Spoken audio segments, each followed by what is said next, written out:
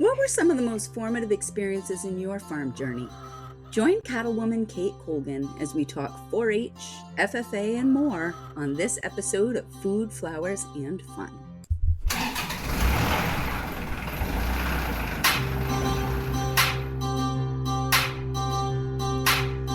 If you're the woman who does it all, farm work, housework, bookwork, homework, getting up at the break of dawn, this is the podcast for you.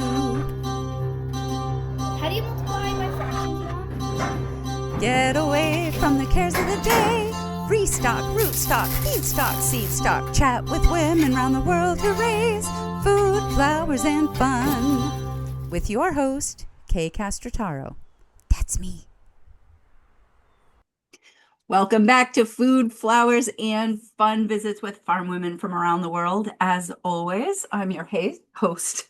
I'm your host, Kay Castrataro, and we are sponsored by Penlight for Farmers, who is helping you to create purposeful farm lives rich in time, energy, and abundance. And today we have Kate Colgan with us, and she is from Walnut Creek Farms. Kate, as you can tell, I am already stumbling all over my words today, so we're going to rely on you to be the voice of reason. How are you today? Absolutely. I'm well. Thank you, Kay. It's definitely a joy to be on today, and I look forward to our conversation. Yeah, well, I've got to say, you are from our screening call, you are one of the most positive and uplifting people that I have ever met. So I'm really excited to have your brand of kindness and gentleness because I tend to be a little wild and crazy. So why don't you start out by telling us how you got into this crazy life that we call farming, what you do on Walnut Creek Farms, and we'll just kind of chat from there. Yeah, no, definitely I can do that. I was born and raised on our farm all my life, Walnut Creek Farms. They're located near Laura, Illinois, in the northwestern part of the state. As far as what we do goes, we're a diversified cattle operation and have commercial cow-calf herds, purebred Red Angus herd there, do some feeder cattle and backgrounding, as well as finishing cattle. So do a little bit of everything within the cattle industry. Farming or agriculture, raising cattle is definitely a family thing for us. I couldn't be where I am or who I am today without my family, and most definitely wouldn't be passionate about the livestock industry or cattle itself without them. So they are who I have to thank and who I'm most grateful for. Amazing. So let's talk about what attracted you into the farming business because, as a fifth generation farm kid, I totally understand like the DNA and the lure of the family business. And at the same time, I consider myself like farming adjacent because, as I spent full-time farming, I did that. But I definitely spent most of my adult life supporting farmers and doing like farming adjacent type activities. What was it that kept you in the farm industry itself? For sure. That's a great question too, because there's a plethora of opportunity in our world today. And I think the thing that kept me in it and kept me interested was the early access and goals that I had to it. That I was very fortunate to have been provided by there and again my family. Whether it was, riding alongside them as we did things for as long as I can remember, or getting the chance to take it to the next level and compete with something that you're passionate about, whether that be through exhibiting livestock, through 4-H or FFA, on the smaller county level there, or the regional, state, and national level. As far as you want to take it, there was opportunity to get competitive, to learn more, and to surround yourself with a group of like-minded peers that can then go ahead and support your goals and push you to the next level, which definitely had an tremendous impact on myself.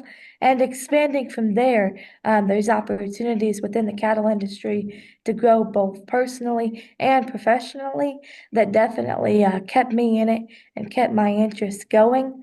As I wrap up my collegiate studies here in just a few months, I think that's just a testament to what, the livestock industry can do for a young person.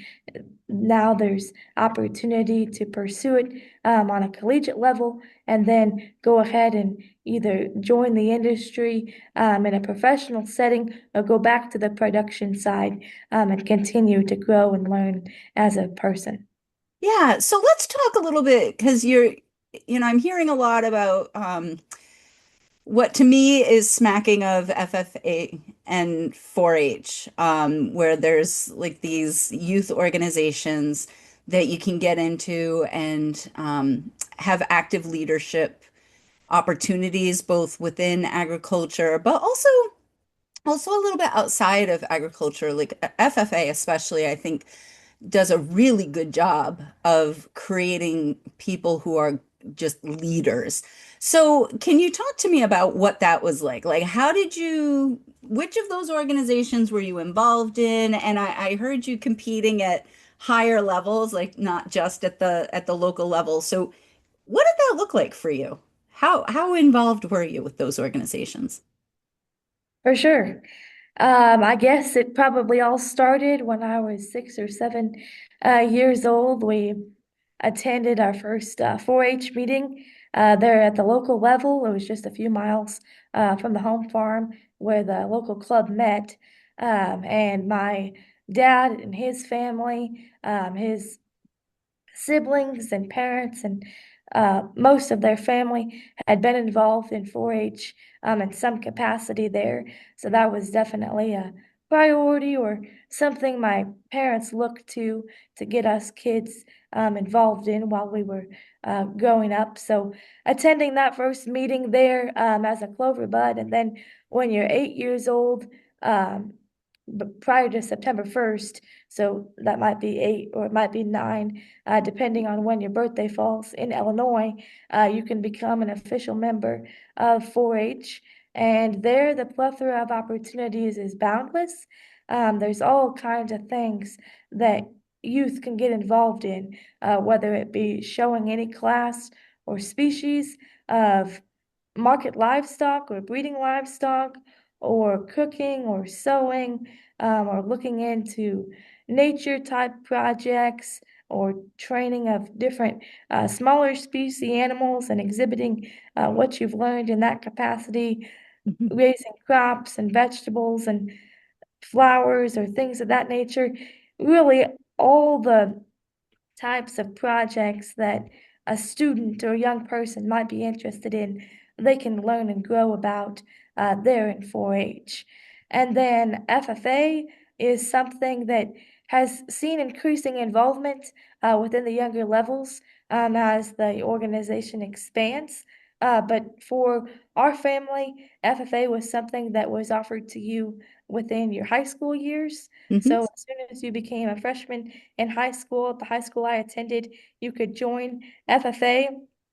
I would compare it to a similar organization as 4-H, and like you mentioned, FFA does a tremendous job at developing leaders and Mm. developing young people to find their fullest potential within that timeline. And it's important to note, I would say, that FFA is for somebody that's interested in agriculture. And Mm. the key word there, I think, is interested, because FFA welcomes those that were raised on a farm or raised within the agricultural industry, as well as those who are on the consumer side of the agriculture industry.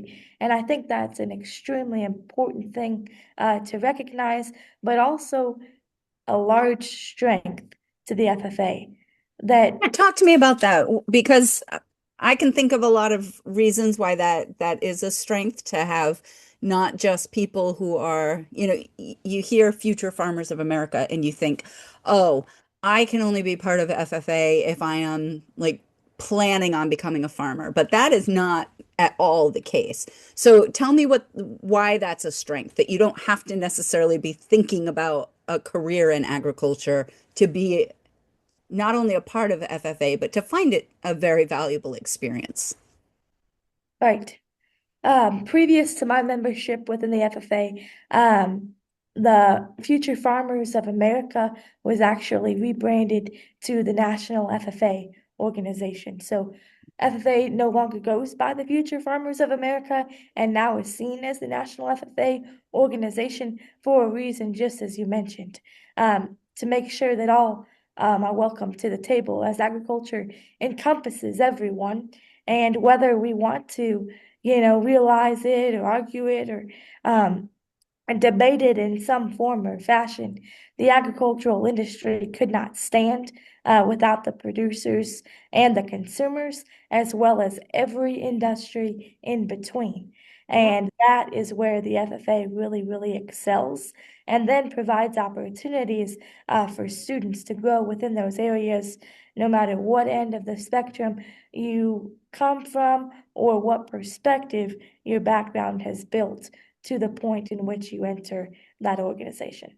So how far were you involved in FFA? Did you get involved in leadership or did you stay more in the member level? What did that look like for you? Sorry, my For cat sure. is being silly, so I'm just trying to keep him from stepping on the keyboard. No worries. Yeah, my FFA membership started as just active member at our high school. I became very involved at the chapter level and then got involved at the section level, held a few offices there, and then ended my time as the state treasurer from Illinois in 2022 to 2023. So definitely saw a lot of different things and gained a lot of valuable experiences within each of those levels. And I wouldn't say that um, each of those three levels could be compared in any capacity because there's definitely value to be found on all three of those levels that can impact a student's life and a young person's life, both in many different ways, all from a positive standpoint that really, really need to be recognized. And one is not better than the other. There's value that can be seen at both the chapter section and state level. Yeah, so can you talk a little bit more about that? Because, we do have a lot of young people who may not be familiar with FFA or may have misconceptions. So, what are some of the values you found at each level of FFA engagement? Right. Absolutely. I think, agriculture, one of the big things within agriculture is relationships, right? So that's the first thing I think that comes to my mind, especially when you talk about the chapter level within agriculture and outside of it, the opportunity to, like I said before, surround yourself with goal-oriented people or like-minded people within your home area, Yeah. within your home chapter, and the professionals and leaders and people that surround and make up your community is an opportunity that I think is often overlooked and often taken for granted, maybe. Yeah. So just the opportunity to do that and grow in a setting where those within your community are right there with you, ready to support you, whether that be at an alumni event or volunteering to serve as a judge for a proficiency awards night, whatever that may be, or even pushing you and helping you to compete at a career development or leadership development event. Maybe they come in to help prepare you for that competition. Whatever it may be, the chapter level, there's so much value. And after that, I'm gonna whether I'm gonna pause for a second because, there is a theme that keeps coming up on this podcast, and community is the big thing where uh person after person after person is like, find your community, like lean into your community, whatever that looks like, whether they be right there next door, whether they're an online farming community, but find those people that you resonate with, who can support you, who let you feel like you're not in this world and this occupation alone. And so that's what I'm hearing come out of what you're saying on that, very basic member level, that it's like you have a community there. And these are people that not only are your peers, but you get a chance to be a part of the professional community as well. And I think it's for those of us who are, past the age of being in FFA, it is also an opportunity for us to give back and to build that community with the next generation, which, I got the privilege of being able to do some judging back when I was working in extension, and it was a beautiful opportunity. And I was so impressed with the way that the students were so prepared, so intelligent, so well spoken. And so for us, on the other side of that, it's both encouraging to see the next generation, but also we can provide some guidance and encouragement to them. So I love that on the member level. And then you're talking about the section level. So talk to that. Talk to me about that. Right, absolutely. And I think, like you mentioned, community, that's the huge thing within FFA, and that it builds. And as you grow and as you transition to the next level, if you so choose, while you're a part of that organization, your community is what continues to expand, right? Your community is what continues to build. Your community continues to provide additional opportunity for you to grow and for you to learn as a young professional while you're wearing the blue jacket. And as you transition on to the state level, and even some go all the way to the national level, holding an officer position there if life leads them to such thing.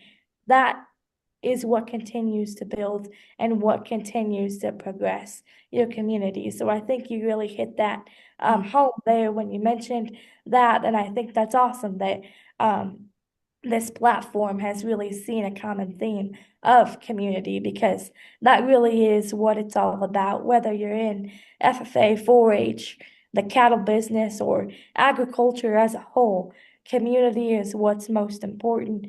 Community is what picks you up when you fall and supports you when you need help and when you need to hang on to your faith a little bit more than you probably have as of late. And I think that's really, really important. Yeah, I think that's like I love what you talk about even holding on to our faith, and faith can be in so many different things depending on our context, of course. But I think sometimes it's even our faith in ourselves that we're going to be able to continue to grow and pursue dreams. And so, like, let's talk about that. Like, have you had situations where that community has really helped you through situations that you weren't sure you could make it on your own? Yeah, definitely. No, that's a good question. Um, hmm, I'll have to think on that one.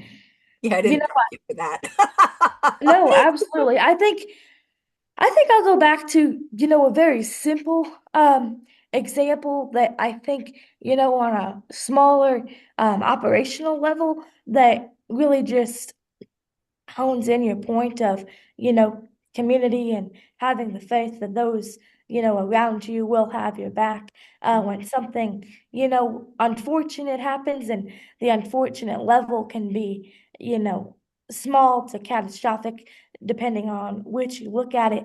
But I'll give the basic example of, when cattle get out. Unfortunately, as cattle producers, that happens every now and again, and hopefully, Especially as with Angus. right, as technology advances, that we have a plethora of opportunities for virtual fencing systems, as the timeline goes here. But cattle get out, and the people that are the ones that call you the quickest are your neighbors and are your friends, and some might call those people family. Mm, Those are the people that come help you to fix whatever problem is at hand, and get it solved. Um, and they might solve it for you if you're away, or if they can't get a hold of you, or if they have the time to fix the problem themselves. Those are the people that have your back at all times. And Yeah. those are the people that in the agricultural industry really, really shine. So I would say, a perfect example of having the faith and surrounding yourself with a good community is your neighbors that are there for you day in and day out. And as someone in agriculture and someone in life, it is also our job to be there for our neighbors as well when Mm. they come upon an issue. Yeah, and that reciprocity is such a challenge for us sometimes. Like it's I think agriculture is this interesting business in that it is so time and labor and emotion intensive. And so it can feel so exhausting sometimes. And so we can very much value the people who are there, who have our backs. And sometimes we can forget that it's also really important for us to have each other's backs. Like, so it's that thing of, you scratch my back and I'll scratch yours. And when you have that kind of a relationship, when you're able to see somebody else's needs and say, hey, their cows are out. I know that they're not home. I'm gonna I'm gonna go get my kids. We're gonna put their cows in. We're gonna do whatever needs to happen on the fence so that they don't get out again right away. And then give them a call and say, hey, your fence is not great, but we got the cows in. you know, and I've been in that situation. I've had both sides. Like when I was growing up, we had dairy, well, we had replacement heifers, but we were in a very urban area. And so there were days, I can remember one day we came home from church and it was pouring rain and we're coming down the hill and we see our heifers in our neighbor's perfectly manicured front lawn and we're like, oh no. And those were not the neighbors who would like come and put your animals in for you. They were more the ones who were like, what kind of crazy farmer doesn't keep their animals in and now my lawn's a mess? And that's just a really uncomfortable, terrible position to be in. And on the flip side, when we lived in New York and we had the same situation, although not with the perfectly manicured lawn, but we had our cows out in the road, our neighbors who were dairy farmers as well came in and they did exactly what we're talking about. Like they put the cows in for us and, helped us out when we weren't there to do it ourselves. And over the years, those neighbors were the ones that, we'd share equipment back and forth with. We'd do machinery repair for each other. Like we just knew that if we needed something, they were there, and they knew that if they needed something, we were there. And so that's a really beautiful part of farming if we can create that. So I love that. Yeah. And so you were talking about one of the things about FFA being surrounded by other people who are very goal oriented. And so you're talking about finishing up college right now. So talk to me about your goals. What are your goals for yourself, your engagement in agriculture and the family farm? Talk to us about that. What's that look like for you right now? Obviously, things change, but Yeah, no, I can definitely speak on that a little bit. I plan to graduate here in May from Kansas State with a bachelor's in animal science and then a degree in business. After that, my plan is to return to our operation back in Illinois and kind of take that and take that opportunity and see what we can do to find growth. I know we were at a farm transition conference a few weeks back, and oh, uh, panelists had mentioned, the goal is not to take the pie and make more pieces in the current sized pie, right? The goal is to make the pie bigger and then make more pieces. And I think that was a really, really powerful analogy and something that definitely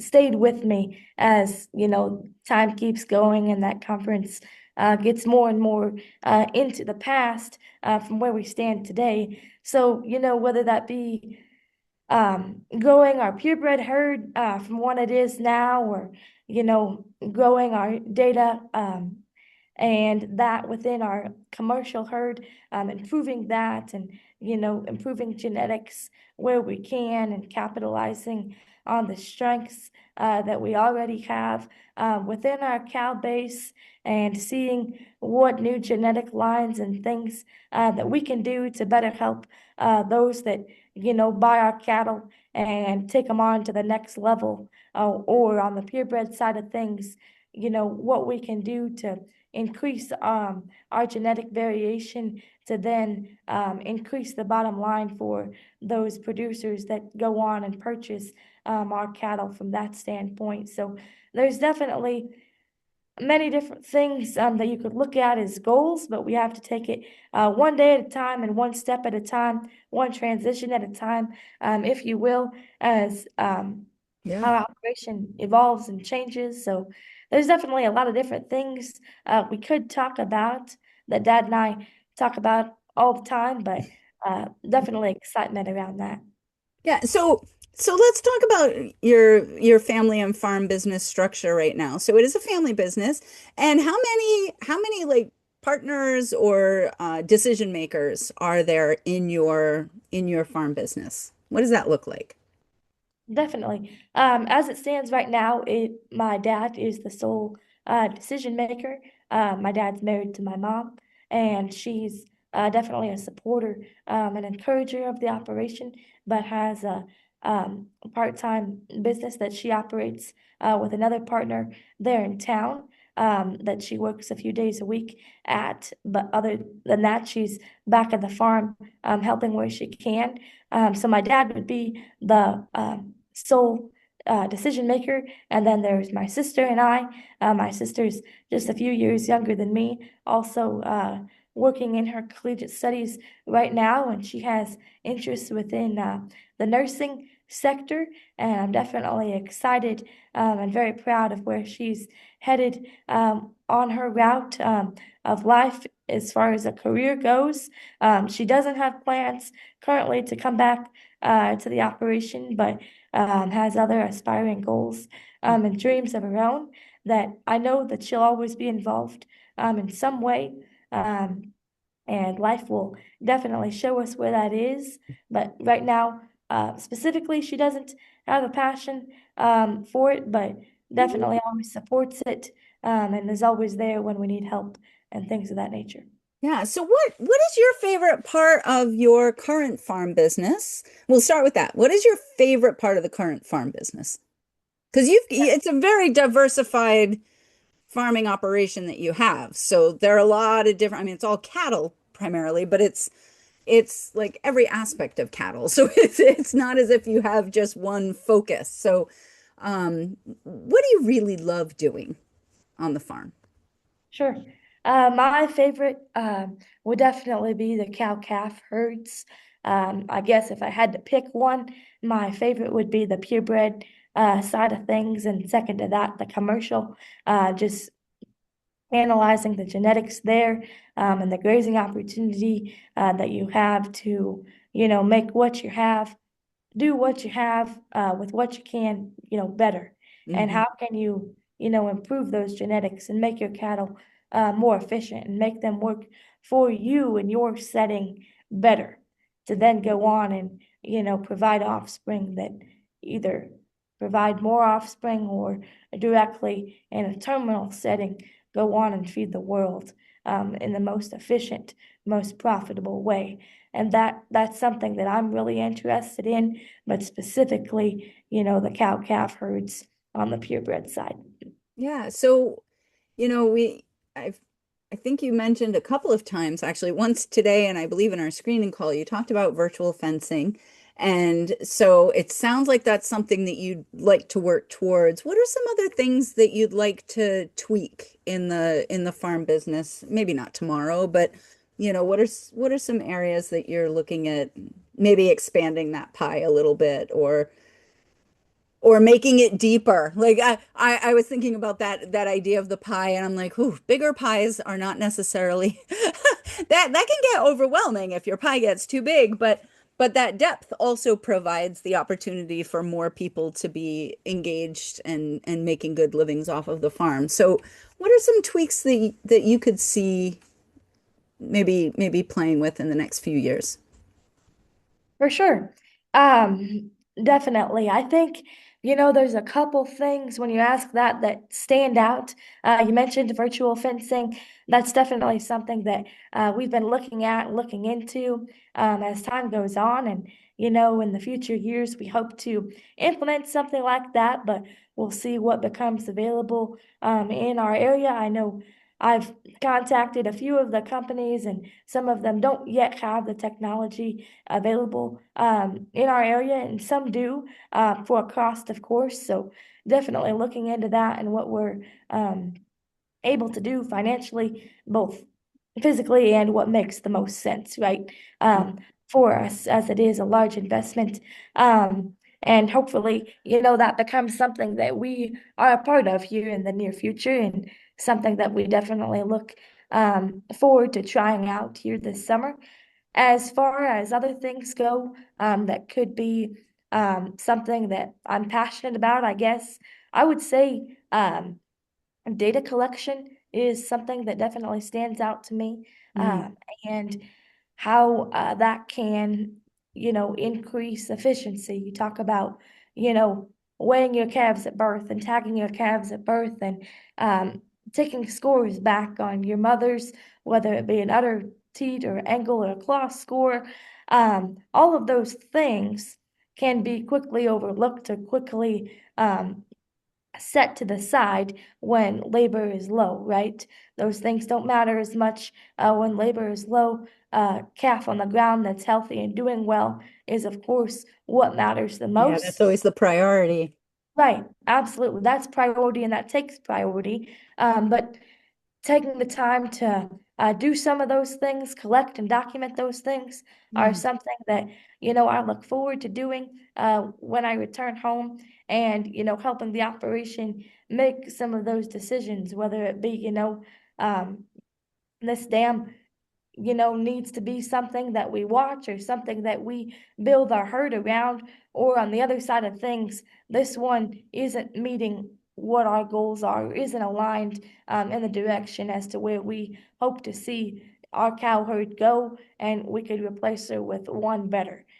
Those types of things. And then, as the climate and weather changes, and the atmosphere changes, within land availability and grazing management, I think something that we will definitely look forward to seeing the results of following this upcoming grazing season is the implementation of rotational grazing during that grazing season. Typically, we've been a continuous grazed operation where you simply turn the cattle out in one large pasture setting or paddock, if you will. But this year, we hope to divide those up and see, what kind of efficiency we can find within those different areas, and sectioning off those larger pieces to harvest more forage, or make our forage more productive per Yeah. cow, or per acre, I guess you should say. And, see where that goes, and hopefully find a little bit more efficiency and productivity per acre with implementation. Yeah, yeah. So let me talk a little bit about the data collection because you know, I had a guest on who created a software for dahlias, so to track like all different kinds of production information for dahlias. And as I'm listening to you, like I'm thinking about the records we used to keep when we were dairy farming about how many pounds per milk different cows made, and we kept track of the lineage, and we had mentioned this in that as well, like we had really bad feet in the herd that we bought. And so we did a lot of breeding to try to repair the feet and also the udder size and, try to keep those teats in as opposed to spread out all over the place. And so as I'm hearing you, I'm like, yeah, that data collection is so important. And I'm wondering if you know of any data collection like software or systems that make it easier for you to do that because it is a lot of information. How many head are you running all together on your property? Do you have about how many head do you have? Because that's 12 animals is one thing, but you're not running 12 animals. Right, absolutely. And in the agriculture industry, I think that's a very sensitive, question that some, choose to share and some Oh, well, you can choose choose not to to, for sure. not. We definitely have enough to keep us busy, but enough to keep us grateful as well. Mhm, And I will also say, as far as software goes, I'm not, extremely familiar with a broad scope of many different softwares. I have had the opportunity to utilize the herd tracks system pretty extensively. mhm. That's a Canadian built software that I had the opportunity to use quite a bit and definitely really enjoyed using that system and software. Was pretty simple to use and Mhm. kept a lot of different things recorded for you that others may not be able to. But then again, I'm not able to speak on the comparison between softwares unless Yeah, you. no, it was more just, I guess the question was really more to see, like, when you get back, if there's a whole lot, like, it sounds like data collection is something you really want to beef up. So, sorry. No pun intended. But that you want to strengthen that aspect of the farm business. And so, I was just thinking on a very practical level of how to do that in the easiest way possible. And to me, it seems like having some of that software or tools would make it easier. But I'm thinking that there are other things that you would even need, like you were talking about weighing calves at birth, and I'm thinking, uh, like we didn't even have a scale to do that with, like when we were dairy farming. And as you say it makes perfect sense that that would be something you would track, but we just never even considered it. So, um, yeah, there's just a lot involved in that, I guess. A lot of inputs. For sure. Yeah. No, it definitely comes at a cost, both financially and labor. But you know, something that we are definitely interested in improving and looking more into as far as the commercial herd goes. I should mention, uh, as a purebred registered herd that's registered with an association, you're required to track all of this or highly encouraged. So our purebred herd already has this type and this scope or depth of data collection. Okay. And this is something that I implement in our commercial herd. I guess that's pretty vital to our conversation so far that I should have mentioned. Oh no, there's no should have. It's this is why we have the conversation to talk about it for sure. But so to me that makes the process of switching over, or it's not a switching over, it's not a brand new thing. It's more just an expansion of what you're already doing. So then it's like, okay, we know how to do this on X scale. Now we just need to scale it up to hit the other parts of our herd as well. So that sounds very manageable and doable for you. So, what are one of the things that I like to talk about with farmers as well is how we take care of ourselves. Because I think one of the most challenging things for farmers is to stay mentally and physically well while they're farming. Because farming, I mean, right now is a really challenging time. I mean, everything's a challenging time for farmers in some ways, but with you were talking about the climate changing and the extreme weather that we're experiencing and the unpredictability of it, that winters we had these mild winters in the Northeast anyway, and then all of a sudden we had like the biggest blizzard and some of the coldest weather we'd had since 1978. And so it's like this whole, like, where did that come from? And so when you're talking about livestock, especially, that can be really challenging because you have to be able to take care of their physical needs and sometimes in situations that you weren't planning on. And we get so focused on the farm and the animals that we sometimes forget to take care of ourselves. So I'm wondering what you do to help take care of you. For sure. And I remember, this topic being covered just a little bit on our original call. Mhm. And since then, kind of have thought about it a little bit more. And actually, this kind of just came to me as you said that, how do you keep yourself well? And, how do you focus on you? And contrary to a little bit to the topic of you, our family, my immediate family at least, and my parents really have raised my sister and I and made it very, very evident and important. You know, it might not always have been said explicitly. It wasn't always, you didn't sit down at a family meeting and say, hey, this is what you should do.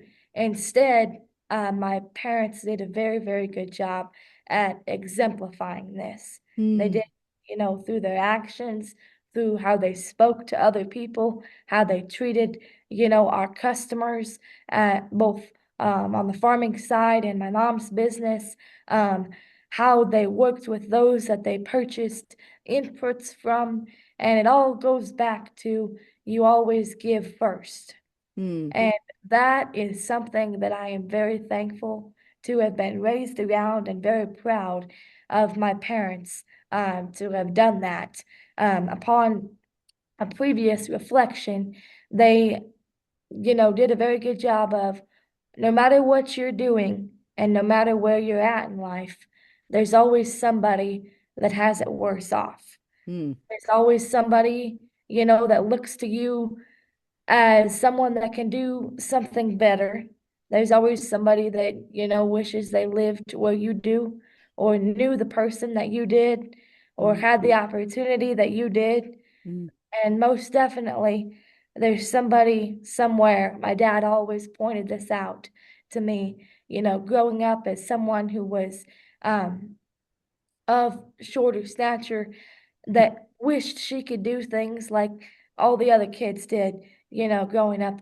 There's always somebody in a hospital bed somewhere, or mm, somebody that's in a long-term care facility, or somebody recently injured, or somebody unable to do the things that you physically can do. So if there is a new day, or a new opportunity, or a new person in front of you, or even simply a family member or a friend that you get to see every day, there's an opportunity to give to them and be mm, thankful for what you have. So when you tie that back to how do you, keep well with yourself? How do you remain steady as a person, both mentally and physically, right? To keep yourself well. I think, in a sense, that's what it goes back to. You don't mm, focus on yourself, you focus on the opportunity that you have in front of you to food, or excuse me, to feed, fuel, and clothe the world mm, as a part of the agricultural industry.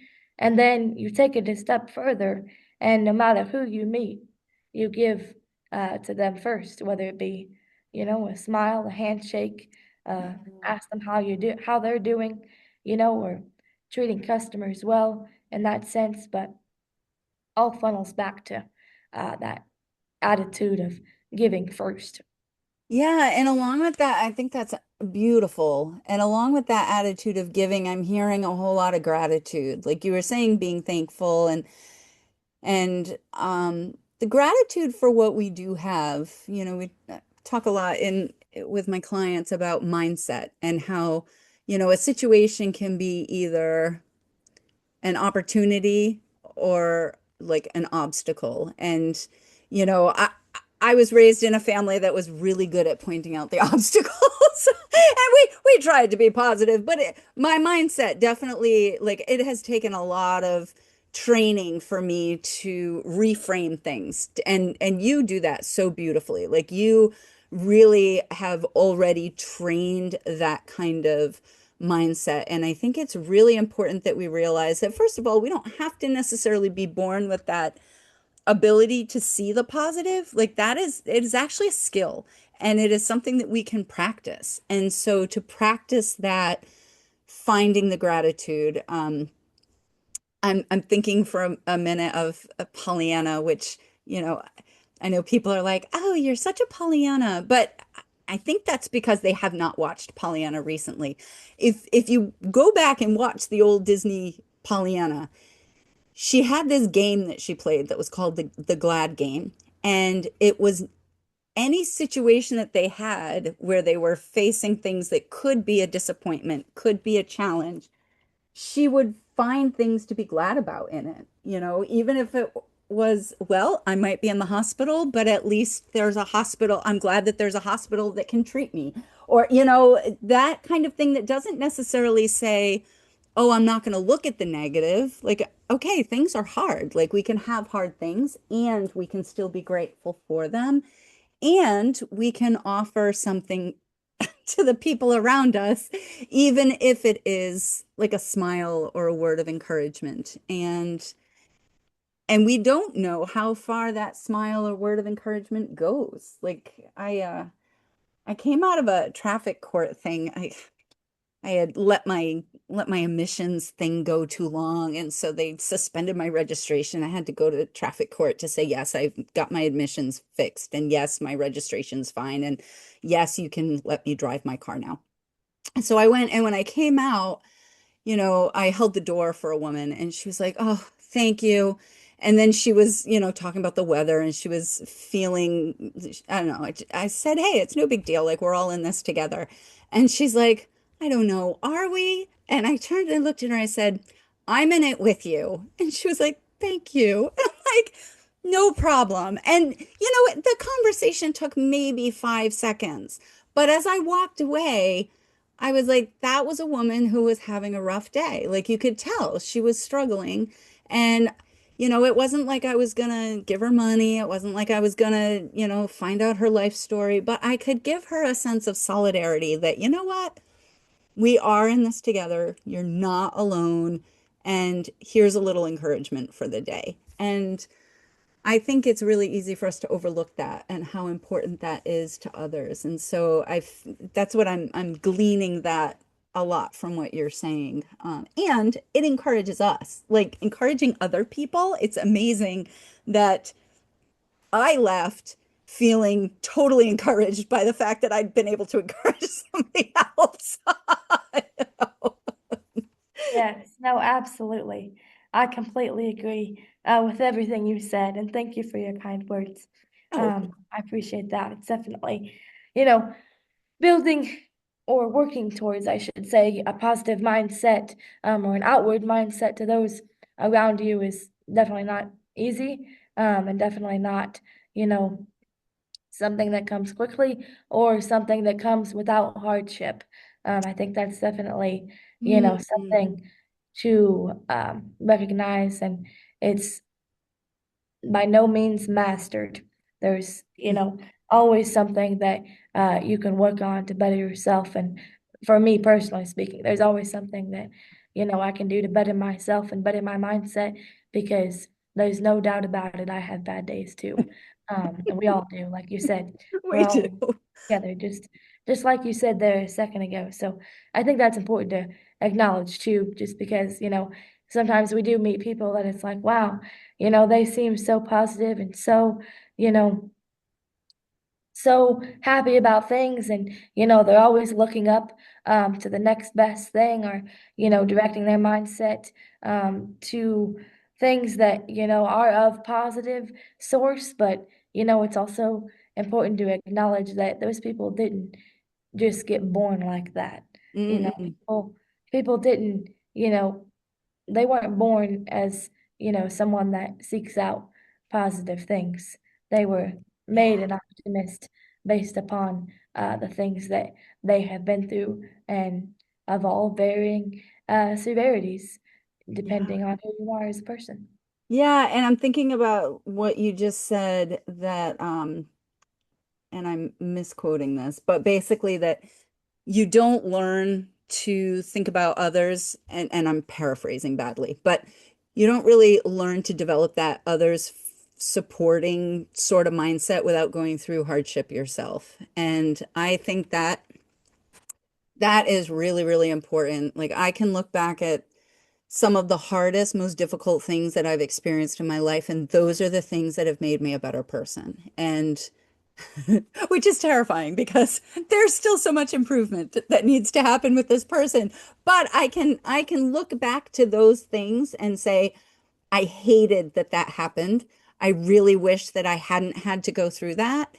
And had I not gone through that, I would not be who I was today. I would not have the degree of empathy and concern for other people.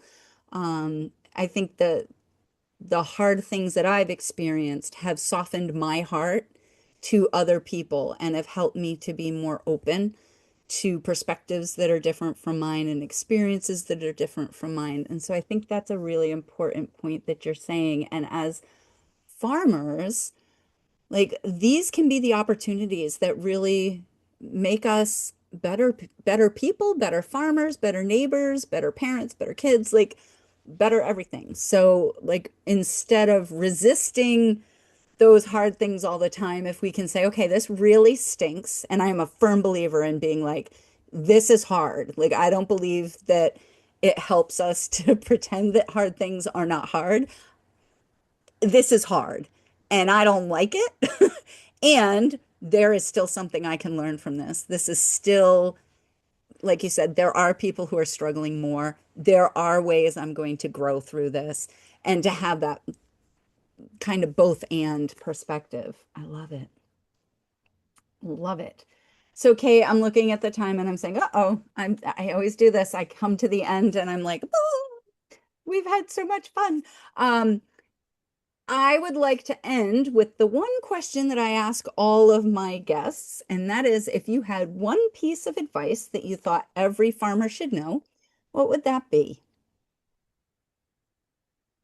Yeah, for sure. I think I will probably pass along, a piece of advice that I was given by a cattleman I respect a great deal. And he told me one day, do as much good as you can, as often as you can, or as many people as you can. And, over the years, people, throw your lines and are like, oh, make sure you do this and make sure you do that. And give you pieces of advice. And I think, that's the piece that really, really stuck with me for more reasons than one, and something that I would definitely pass on to others due to, its impact on myself and, the way I value that piece of advice. So, yeah, do as much good as you can, as often as you can, for as many people as you can, is what I would share with listeners. I think that is so powerful. I could unpack that for hours. That really, there is so much there. Fortunately for everybody out there, we don't have hours for me to wax eloquent, but that's one that's going to sit with me, and I think it's going to end up on my board over there where I put quotes on my quote wall. So, so thank you so much, Kate, for your time, for your beautiful spirit, and for joining us on this show. It's been such a pleasure to talk to you and get to know you. I would like to thank all of you for joining us and hope to see you next time on Food, Flowers, and Fun. Bye. Yeah. How do you multiply by fractions, Mom? Farmers calling, our show is all done. Goodbye, farewell, so long, adieu. See you next week, same time, same place for Food, Flowers, and Fun. Go in peace. Visit us at www.penlightfarmers.com.